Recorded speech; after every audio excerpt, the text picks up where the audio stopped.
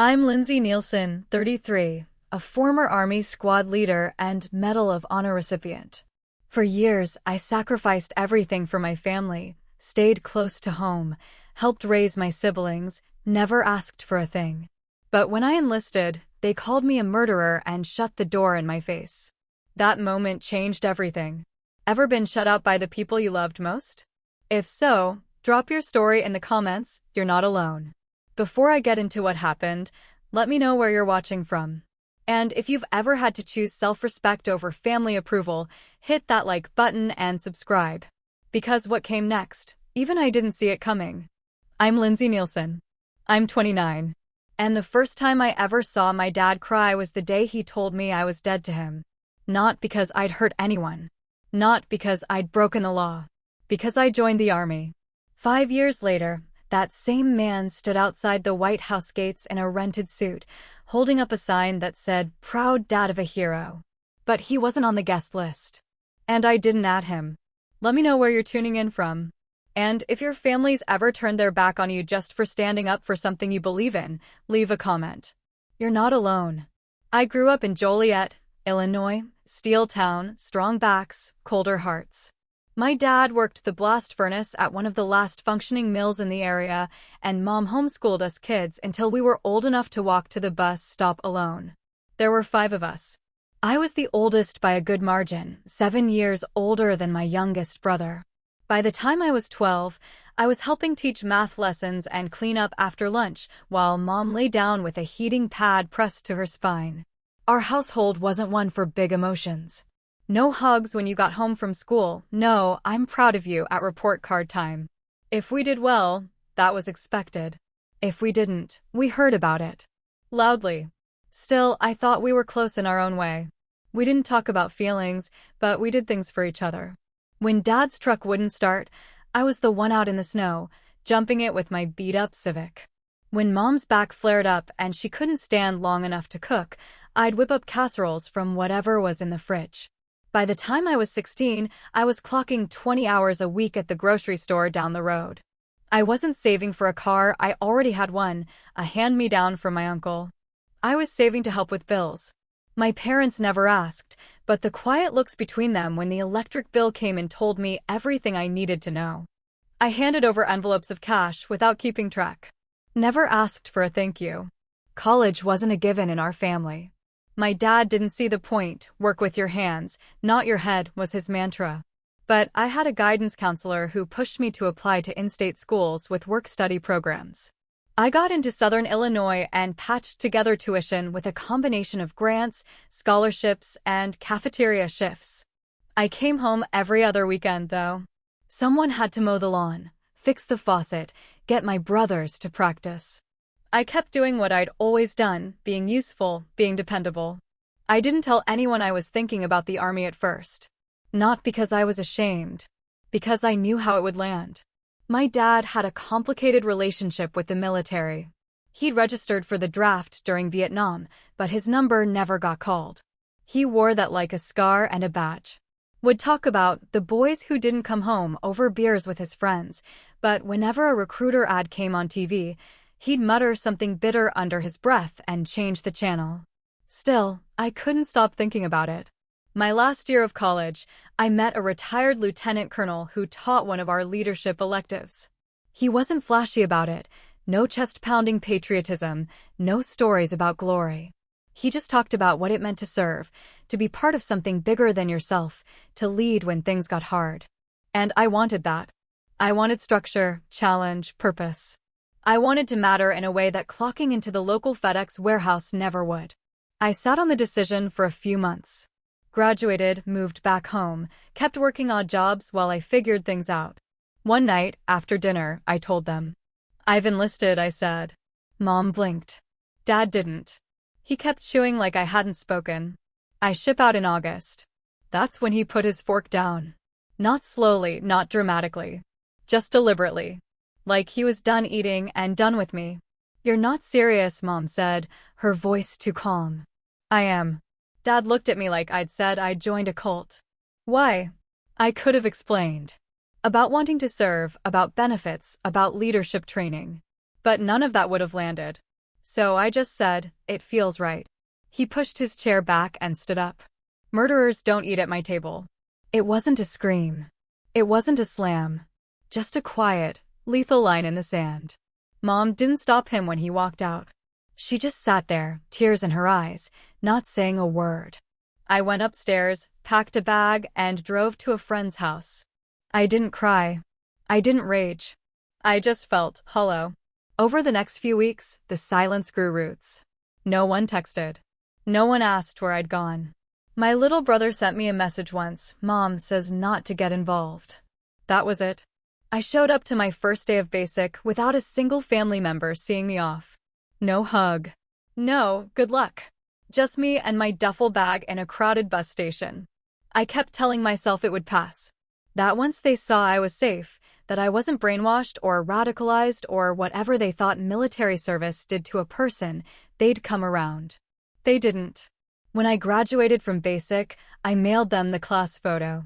No response.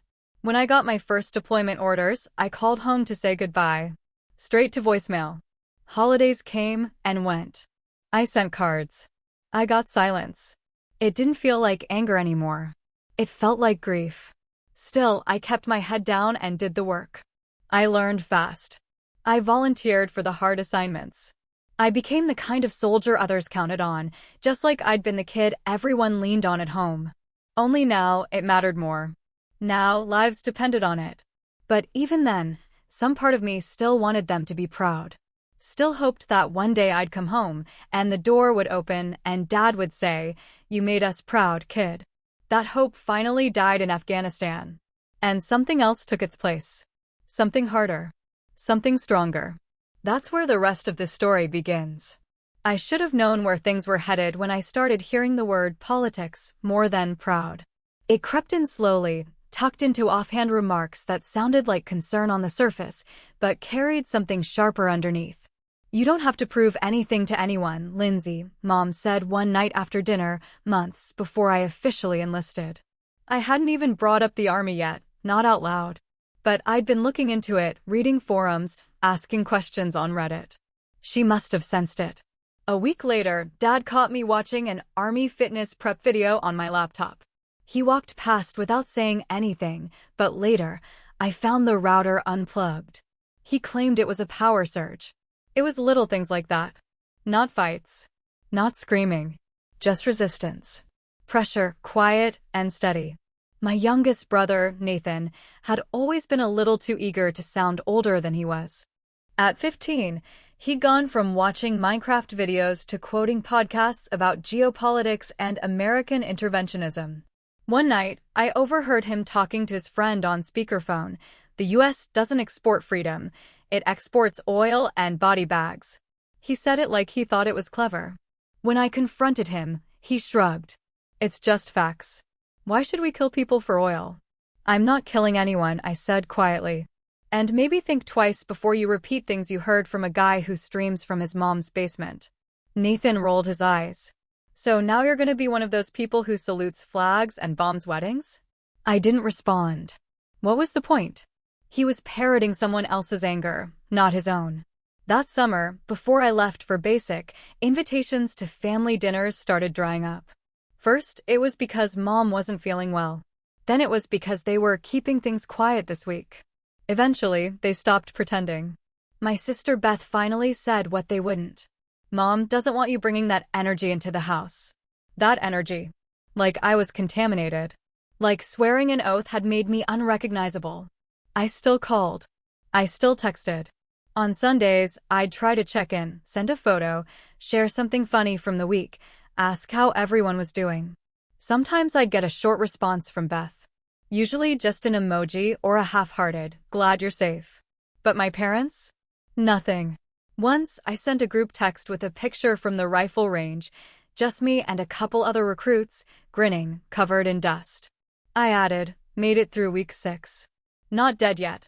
An hour later, Dad replied with a YouTube link, "Why the military-industrial complex needs you to die." No text. No explanation. Just the link. I didn't open it. It got worse after that. They unfriended me on Facebook. Beth said it was to protect their peace, whatever that meant. I wasn't even posting anything controversial, just snapshots from training, inside jokes with other soldiers, a few motivational quotes here and there. One night during week 9, I finally got a call from home. My hands were shaking when I saw Mom's name on the screen. I ducked into a corner behind the barracks and answered on the first ring. It wasn't her voice. It was Beth. I thought you should know Mom had a small procedure last week. Nothing major. She's fine. Why didn't anyone tell me? They didn't want to distract you. Distract me from what? Existing. Beth was quiet for a second. Then, honestly, they just didn't want to hear about the army. That landed like a punch. I wasn't going to make it about that. I know you weren't, she said quickly. But they don't believe that. It felt like something was slowly shifting in the foundation. Not collapsing, not yet. But groaning under the weight of what none of us would say out loud. After basic, when I finally got access to my phone again, there were no missed calls. No voicemails. Just one message from Beth, let us know when you're done playing soldier. That one stuck with me. Playing soldier. As if I'd packed a costume and signed up for pretend. I started seeing things more clearly after that. Every time I tried to reach out, it felt one-sided. A text from me got a link from Dad. An update from me got silence from Mom. Beth would reply when she felt guilty enough, but it was always short and cautious, like she was trying not to take sides. I sent home a Christmas card that year. Just a simple photo of my unit and a handwritten note inside. I wrote, miss you all. Hope the holidays are warm. Love, Lindsay. I got one back 3 weeks later. It wasn't from my parents. It was from Nathan. A single line printed in blocky handwriting. Bet Halliburton sends better gifts.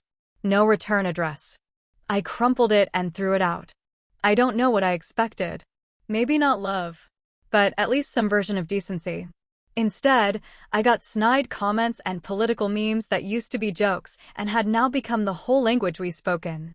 After deployment, when I came back stateside for a brief window, I texted Beth to see if we could meet for coffee. I didn't even ask to see the whole family, just her. She said she'd check her schedule. She never replied. I ended up spending that day at a diner near base, flipping through photos I hadn't had time to look at before. One of them was me and Jonesy, my squad mate, posing with a little girl we'd helped get clean water after a pipe burst in her village. She gave us both hand-drawn bracelets made out of rubber bands. I still have mine. It's tucked into a small box with other quiet reminders. That same week, I got a notification that Mom had blocked me on Instagram. Not unfollowed. Blocked. It was the digital version of a door slammed shut. A few days later, I got a text from an unknown number. Don't come back here looking for parades. We didn't ask you to serve. No name. No context. I didn't need one. The voice was familiar. I wish I could say I let it all go right then. That I shut the door myself and walked away. But the truth is I still tried. I still held on to the idea that maybe, they'd come around. That when they saw what I was actually doing, when they understood the impact, it would cut through whatever fears or misconceptions they'd clung to. But that hope? It was shrinking fast. And what replaced it wasn't anger, not yet. It was clarity. They weren't just uncomfortable. They were resentful. Maybe because I didn't ask for their approval before making a life-defining decision. Maybe because it was easier to judge than to admit they didn't understand. Whatever it was, the message had been sent loud and clear. I wasn't welcome in their version of home. And they were making sure I knew it. I came home on leave just before my first deployment. 10 days. That's all I had. Most of my unit was flying home to see families who'd already booked dinners and pulled old photo albums out of storage. I hadn't heard from mine in months, but I told myself that didn't mean the door was closed. Maybe it just meant they were waiting for me to come through it. I didn't call ahead. I didn't want to give anyone the chance to talk me out of showing up. I figured seeing me in person might short-circuit whatever stories they'd been telling themselves. It had been nearly a year since I enlisted. I wasn't asking for a parade. I just wanted to sit at the same table and remember we used to be a family. I arrived late in the afternoon. The drive from the base was long, but I took my time. No music. No calls. Just silence and the hum of the road. I parked down the street from the house and sat in the car for a few minutes, looking at the porch light that hadn't changed in 10 years. It flickered like it always did, just enough to be annoying, but never enough for Dad to actually replace it. The front door was unlocked. That detail still stings, even now. They didn't think I was coming, but they still hadn't changed the locks. Maybe that was my invitation. The living room looked the same. Beige walls. Oversized recliner.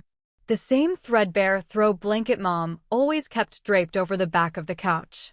I stepped inside quietly, trying not to startle anyone. But I didn't have to worry about that. Dad was in the kitchen. He looked up when I walked in.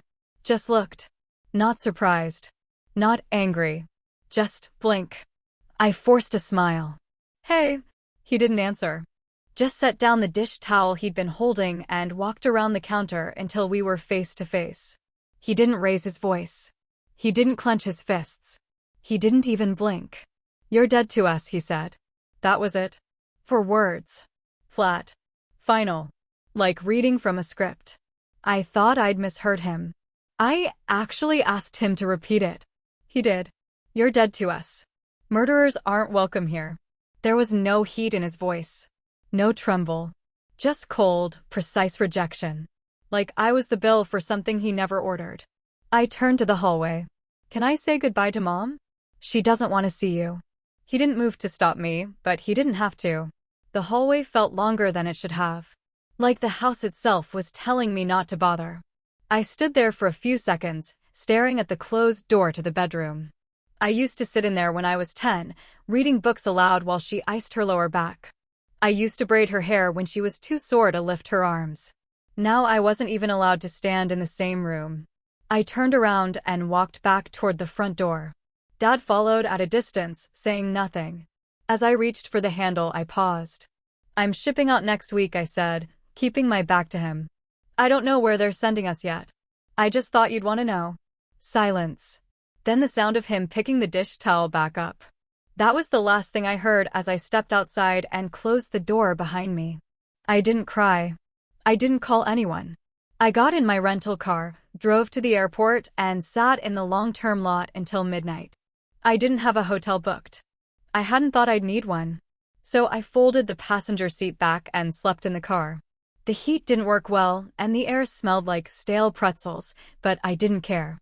I just needed to be somewhere that didn't look at me like I'd committed a crime for wearing a uniform. The next morning, I used the airport bathroom to wash my face and change shirts. I bought a cup of gas station coffee and sat in the terminal for hours, watching strangers greet each other with hugs and tears. I thought about calling my CO, asking to come back early. But I didn't want to explain why. So I waited. Then I got on my flight and went back to base like nothing happened. I didn't tell anyone in my unit. Not at first. When they asked about my leave, I said it was quiet. Just needed the downtime. They nodded, not pressing. Everyone has their own version of home. Some of those versions are quieter than others. A few days before deployment, I finally told one of the guys, Jonesy, from Alabama. We were cleaning gear and swapping stories when he asked if my parents were nervous about me going overseas. "They're not speaking to me," I said, keeping my eyes on the strap I was adjusting. Told me I was dead to them. He blinked. "Jesus. What for?" "For enlisting." Jonesy didn't say anything for a while. Then he handed me a granola bar from his stash, the good kind with real chocolate chunks. "Screw 'em," he said. It wasn't a grand gesture, but it meant something. We deployed the following week. And that was it.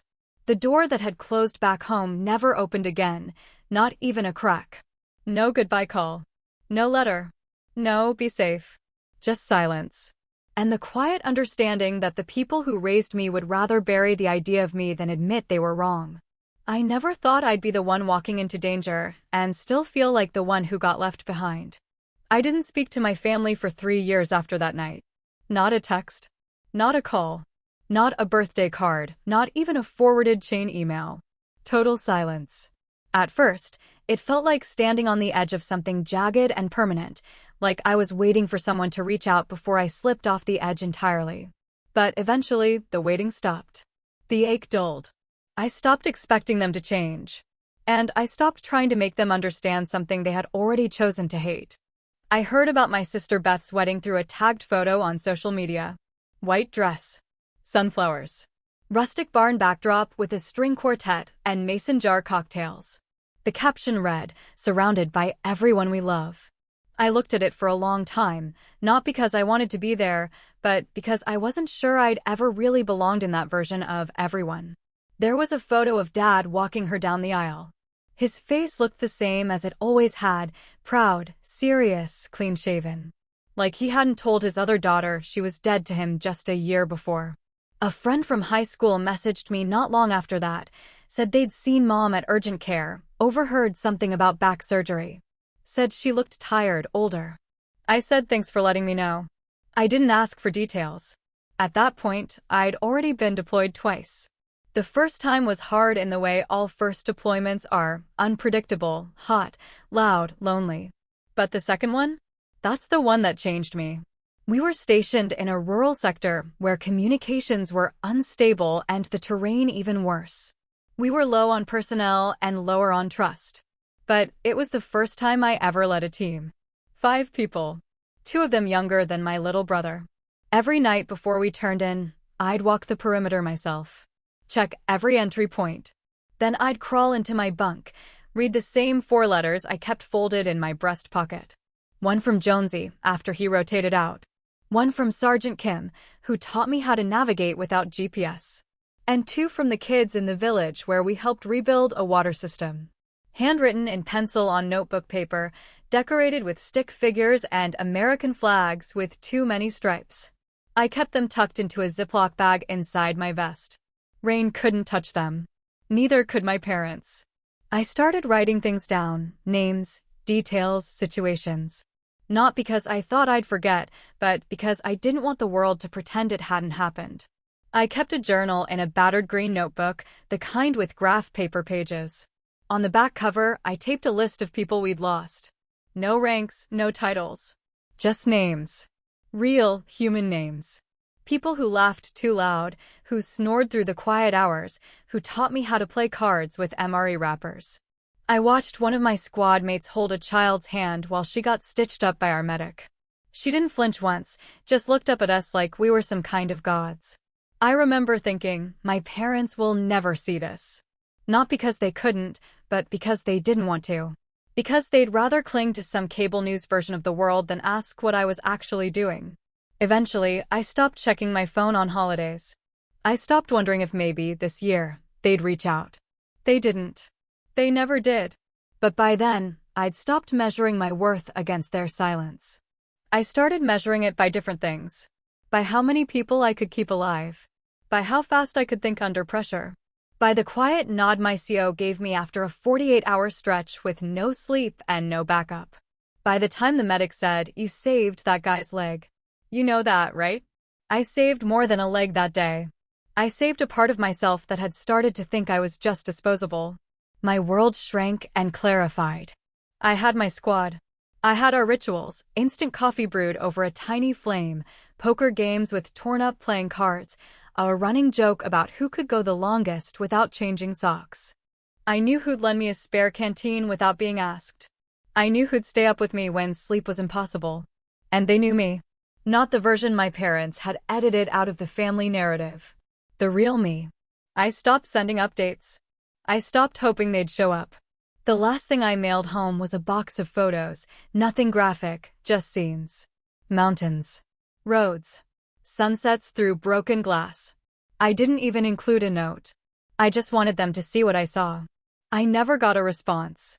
Not even a delivery confirmation. At some point, they became background noise. Not even the painful kind. Just static. I'd hear Beth's name through a mutual acquaintance and think, oh right, she exists. I'd remember my brother's birthday only because the calendar app on my phone told me. But I didn't reach out. Not because I was angry. I just didn't see the point anymore. You can't explain integrity to people who think sacrifice is a waste of potential. You can't explain loyalty to people who only value comfort.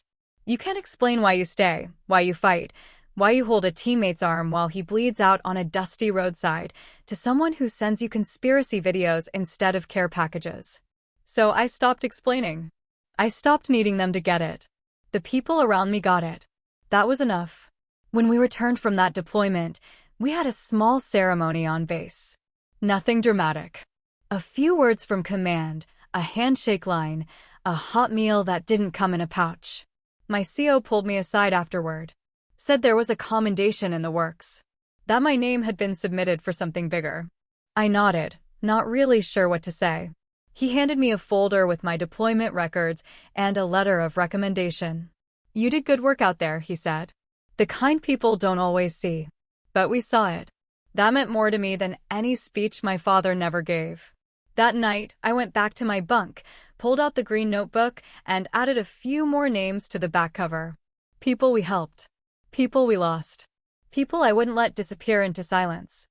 I flipped to a blank page and wrote 4 words. They don't get a say. It wasn't defiance. It was liberation.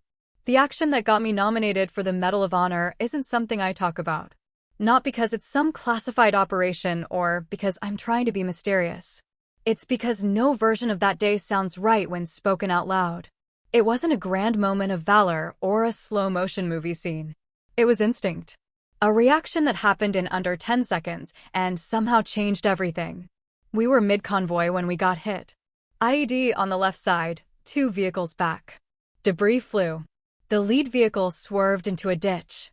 I was in the second Humvee. Smoke filled the cab fast, thick, oily, blinding. Someone was screaming. Someone else wasn't. There was chaos in my headset. Partial commands. Call signs. Static. My gunner was unconscious. Our driver's leg was bleeding badly, but he was still clutching the wheel like he could will the truck back into motion. Through the windshield, I saw flames licking up the side of the last vehicle. That's where Cam was. And Perez. And Thompson, who had just turned 23. I don't remember unbuckling. I don't remember opening the door. I just remember running. Bullets were starting to crack around us, probably an ambush timed with the blast, but I didn't stop. I got to the last vehicle and saw that the door was jammed. Smoke pouring out. Someone pounding on the inside. I used a crowbar we kept in the back of our rig, wedged it into the seam, and put everything I had into it. My shoulder still makes a grinding noise when I move it a certain way. That's where it started. I got the door open. Pulled out Cam first. He was coughing, conscious, but disoriented. Thompson came next. Perez wasn't moving. I carried him 50 yards up the hill under fire until I collapsed next to a rock wall. None of it felt heroic in the moment. It felt inevitable. Like if I hadn't done it, I wouldn't have been able to look anyone in the eye ever again. Including myself. Perez didn't make it. But Cam and Thompson did. And I learned later that our CO had submitted a formal recommendation for a Medal of Honor. At first, I assumed it would get buried. There are plenty of stories like mine that don't go anywhere. But then things started happening. A month later, I got pulled into an office on base and told to expect a call from DC. A woman from the Department of Defense asked me to confirm some basic info, then said, "You'll be hearing from the White House soon." I thought it was a prank. It wasn't. A week later, my old high school's Facebook page changed its cover photo to a grainy shot of me from junior year, standing awkwardly in my ROTC uniform. Someone had posted the headline from our local paper, "Hometown Hero to Receive Nation's Highest Honor." They spelled my last name wrong, but the sentiment was there. I ignored most of the media requests. Didn't want the attention. Didn't need the interviews. But one email stopped me cold. It was from my mom. Subject line, "We're so proud." No greeting. No preamble. Just 3 lines. "We saw the news. We're so proud of you. Can we come to the ceremony?" My stomach dropped when I read it. Not from anger. Not even from sadness.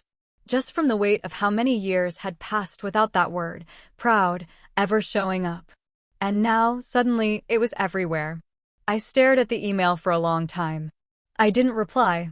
Instead, I went to my CO's office and closed the door behind me. "I got an email from my parents," I said. He looked up from his desk. "Let me guess, they want in." I nodded. "You're allowed to invite them," he said carefully. "But you don't have to." He didn't say anything else. Just let the silence fill the space. I walked out without answering. That night, I made a list. There were 5 people on it. Every one of them had shared a foxhole with me. Or patched me up. Or stayed awake while I processed what it meant to have someone die in your arms. I called them one by one.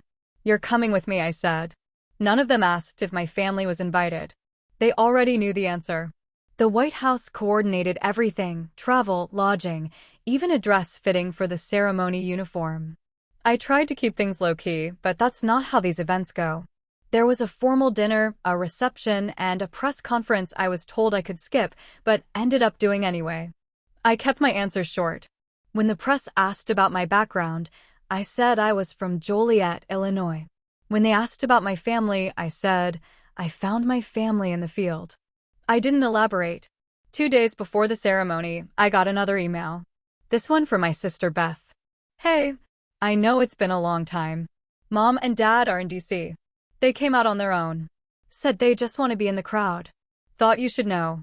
No guilt. No plea. Just facts." I didn't reply. They weren't on the list.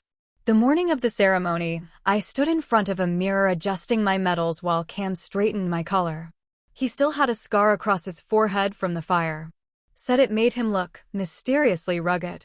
"Your old man's gonna be out there somewhere," he said, not asking. Just stating. "Probably," I said. "You want us to do anything?" "Yeah," I said. "Ignore him." We were escorted through security, through the gates, into the East Room. Gold curtains. White pillars. Rows of seats with names on them. My squad took their places in the second row. I stood by the wall until they called me forward. The president shook my hand, handed me the medal, and said a few words I barely heard. I looked out at the audience once. Just once.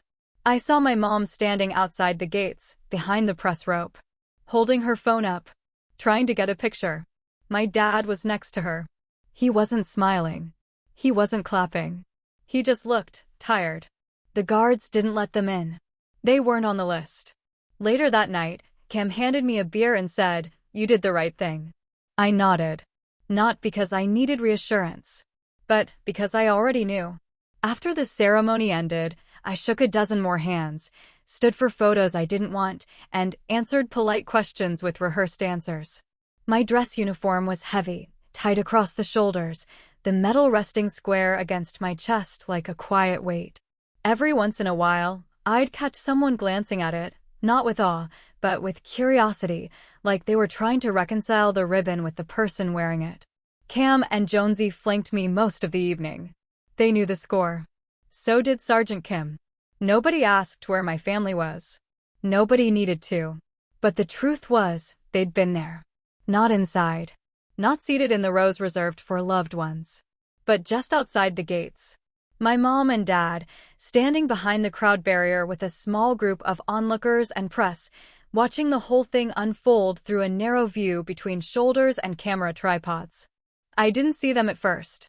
I was halfway through the security line that morning when one of the agents pulled me aside. He was polite, calm, leaned in to speak low. "Your parents are outside the perimeter," he said. "They're asking if you'll authorize entry." I don't remember what I looked like when he said it. I just remember the feeling. Like something dull had shifted inside me, not pain, not surprise. Just the cold click of inevitability. "They're not on my list," I said. He nodded once and walked off. That was it. No drama. No back and forth. No scene. Later, I found out they'd arrived before sunrise. According to one of the security staff, they'd been standing there for hours, holding hands at first, then breaking apart when the press started asking questions. My dad wore the same navy suit he'd worn to Beth's wedding. My mom had on a gray coat I didn't recognize. They brought flowers. Lilies wrapped in brown paper. Nothing written. No note. No ribbon. Just flowers. One of the interns on the event team handed them to me after everything was over, said they were left at the north gate. She didn't know who from. I did. I almost left them on the ground. But something in me couldn't. I carried them back to my hotel room and laid them on the desk like evidence. Not of love or remorse, but of effort, maybe. Or the appearance of it. I stared at them for a while, trying to decide what to feel. Eventually, I fell asleep fully dressed, the flowers still in their paper, unopened. The next morning, I boarded a plane back to base. Cam sat next to me, headphones on, scribbling notes on the back of a napkin. I didn't ask what he was writing. I closed my eyes and tried to push everything down to where it belonged. Over the weeks that followed, the media faded out. The buzz around the medal quieted. New headlines took over. My face disappeared from news banners. But back home, where I hadn't lived in years, I became something else. An object of curiosity. People who'd never spoken to me in high school were posting photos of my old yearbook headshot. A local cafe renamed their breakfast sandwich after me. A high school teacher I barely remembered wrote a glowing op-ed in the town paper titled "The Soldier Among Us." And my parents? They leaned in. I got texts from old neighbors saying they'd seen my mom at the grocery store, telling the cashier about the ceremony.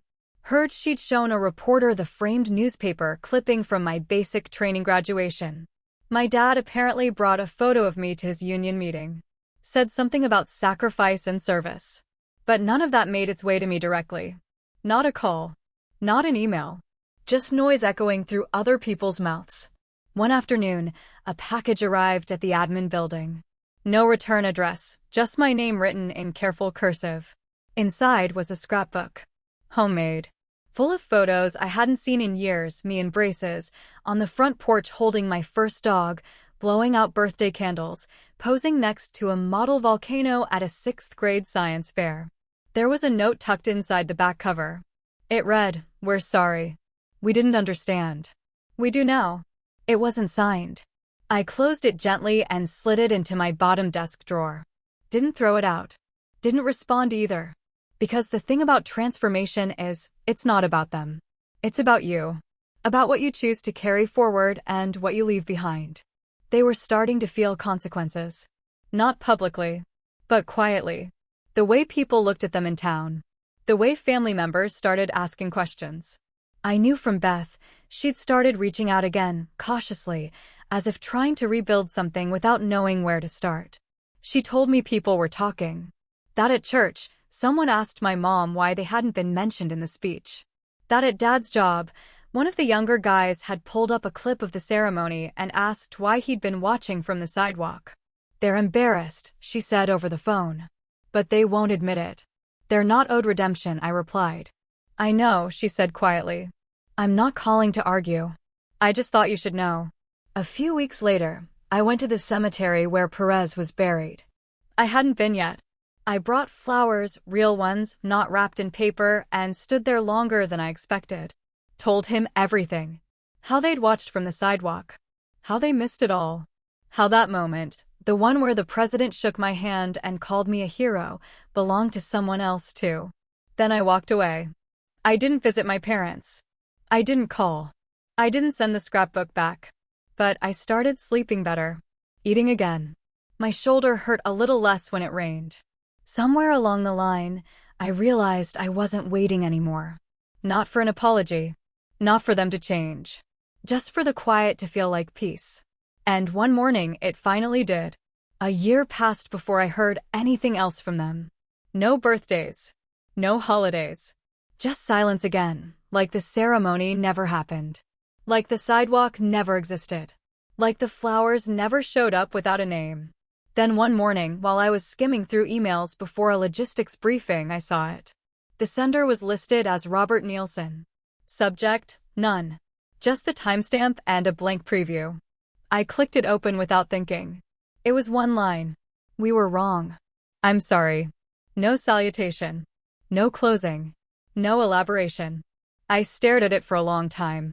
At the period, in particular. Something about that punctuation made it feel different from anything I'd gotten from him before. It wasn't an excuse. It wasn't a justification wrapped in concern. It was small. Quiet. And somehow, that made it feel real. I didn't forward it to anyone. I didn't tell Cam or Jonesy or Kim. I just sat with it. Later that night, I wrote back. "Thank you. That matters." I didn't say I forgave him. I didn't ask what changed his mind. I didn't invite more. But I didn't delete the thread either. And that was how it started. Not with a reunion. Not with tears or hugs or loud apologies. Just a crack in the door that neither of us forced open. A week later, he sent a second message. He'd read an article in Stars and Stripes about a woman being nominated to lead a battalion overseas. He sent the link with a note. Reminded me of you. Proud of what you've done. I didn't reply to that one right away. I waited 3 days before answering. Appreciate it. Hope you're well. The exchanges were brief. Clinical, even. Like two people who were trying to talk without touching old bruises.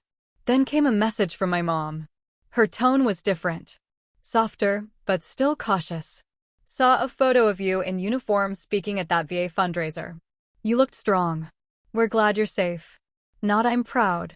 Not I miss you. Just we're glad you're safe. That's when I knew they were trying. Not succeeding, but trying. Still, I didn't pick up the phone. I wasn't interested in going back to something just because it was familiar. I didn't need to resurrect the version of our relationship that existed before I left. Before they called me a murderer. Before they looked at my uniform and saw shame instead of service. But I wasn't angry anymore. I just wasn't chasing it. We spoke a few times after that. Short messages. A few photos sent back and forth. One of their dog, who I hadn't seen since he was a puppy. Another of a garden my mom started after retiring. She said digging in the soil helped her back feel better. I sent a photo of a hiking trail outside the base. One I walked every Sunday before sunrise. I didn't explain why that mattered, but it did. She didn't ask. We saw each other twice that year, both at public events. Once at a ceremony for a local veterans group where I gave a short speech. I saw them in the back, standing with folded programs in their hands, both dressed more formally than necessary. They waited until after the crowd had thinned before approaching. My dad shook my hand. My mom gave me a stiff hug. You were clear, she said quietly. We wanted to respect that. The second time was at a town memorial unveiling. I'd been asked to read a few names from the bronze plaque. I didn't expect them to be there, but they showed up, stood near the back again, not demanding space, not performing grief. Afterward, we talked for maybe 10 minutes.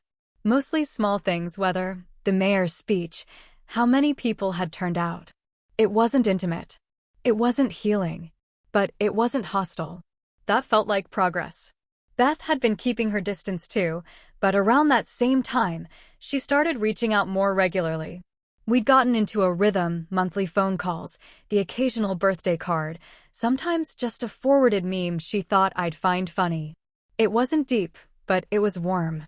She told me our parents didn't talk much about the ceremony. Not openly.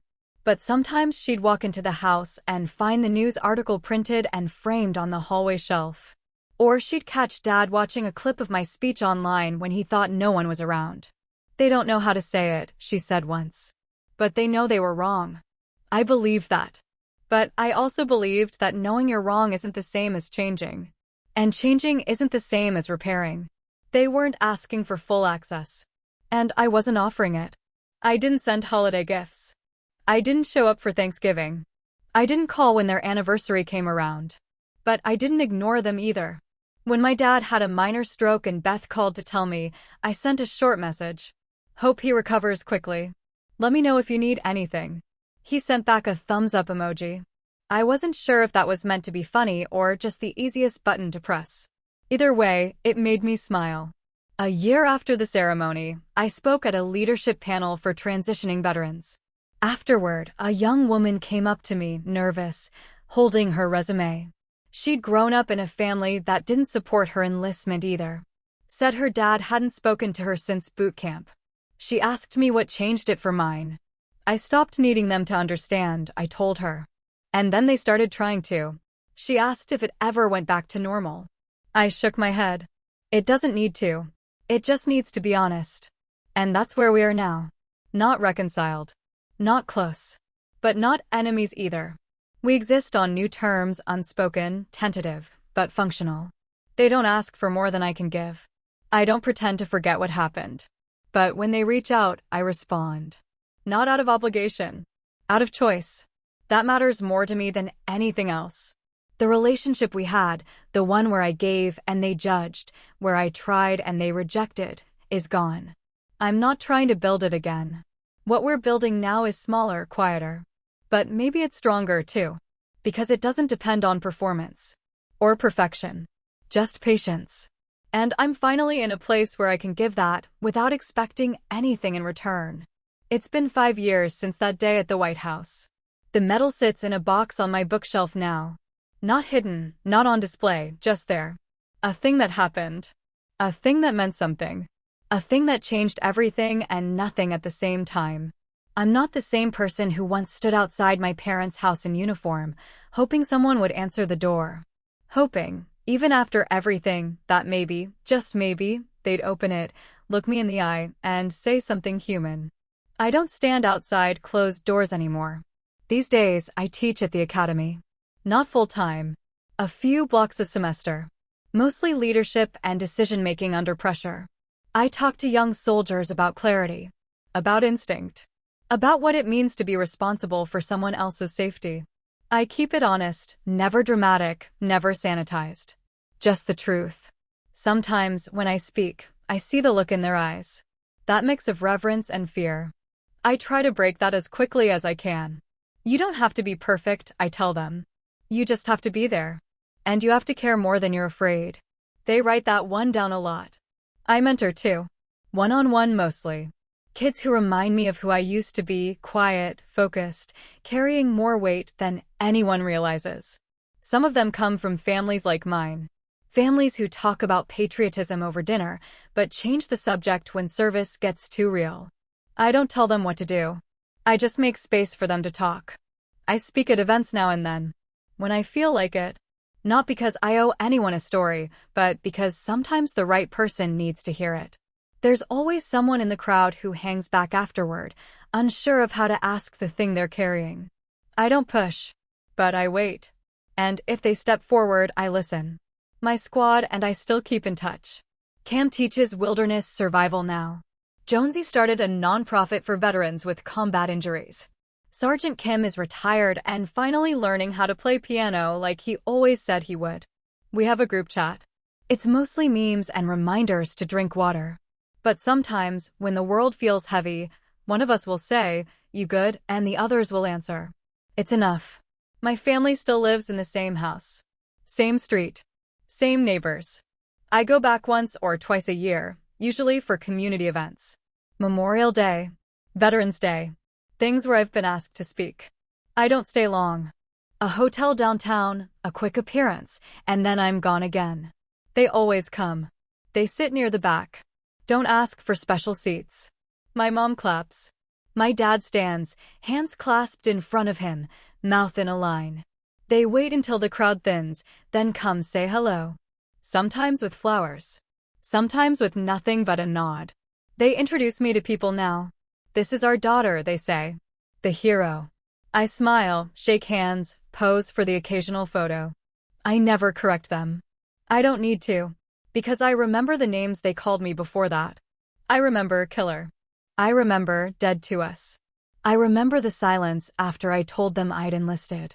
The way their faces closed off like a door I'd slammed without warning. And I remember that none of it broke me. That's the part they don't get to erase. Beth and I are closer now. She has 2 kids. They call me Aunt M. I send birthday gifts, show up when I can. We've had long talks, some in person, some over the phone, about what happened. About what's changed. She's never once defended them. But she also never gave up on the idea that we could build something new. I think she's right. We're building it.